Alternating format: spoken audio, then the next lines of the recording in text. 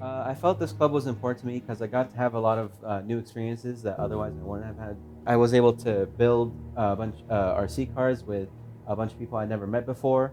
It's going to be really influential when I join the engineering field in a few years, or actually next year because I'm about to go to college. This club allowed me to learn a bunch of opportunities in engineering and just being able to learn how to engineer. Because when I joined this club, I really didn't know anything about engineering RC cars in general.